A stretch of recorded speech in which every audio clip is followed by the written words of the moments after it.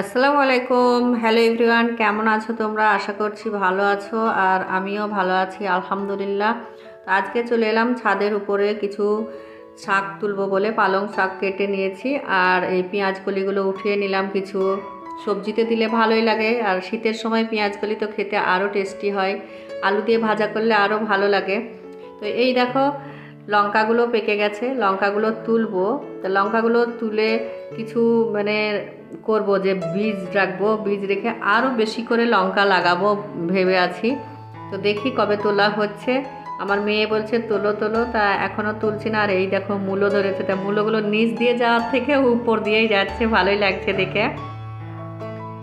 আর ছাদের উপর যদি এত কিছু সবজি হয় তাহলে তো আর কোনো চিন্তাই নাই, বাজার যাওয়ার কোনো ঝামেলাই নাই যে বাজার যাও ব্যাগ পাও, কোনো কিছু সমস্যাই নাই। এই দেখো শিমের থোকা, এত শিম হচ্ছে মানে মনটা ভরে যাচ্ছে দেখে।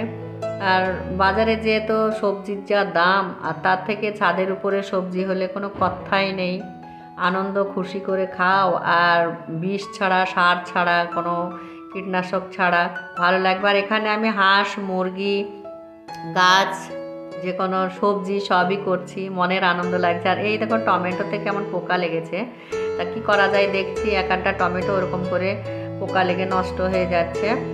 তো মনে আশা করে লাগিয়েছি, আর পোকাকে খাইয়ে দিলে হবে, নিজে খাওয়ার জন্য লাগিয়ে। ছাদের উপরে এসে গাছগুলোকে দেখলে যতই টেনশন থাক, যতই মন খারাপ থাক, গাছগুলো দেখলে পরেই মনটা খুশিতে ভরে যায় আর মনের যত দুঃখ কষ্ট সব কোথায় পালিয়ে যায়।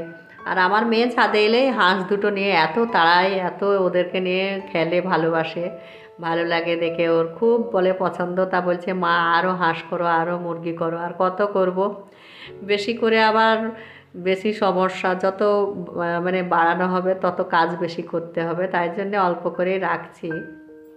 বেশি করা যদি গ্রামের বাড়ি হয় তাহলে বেশি করলে কোনো সমস্যা হয় না, শহরের বাড়িতে এরকম চলে না। তাও আমি করি। এই যে গাছের লেবুটা মোটা হয়েছে, গাছটা লাগানো তোমাদেরকে দেখিয়েছিলাম।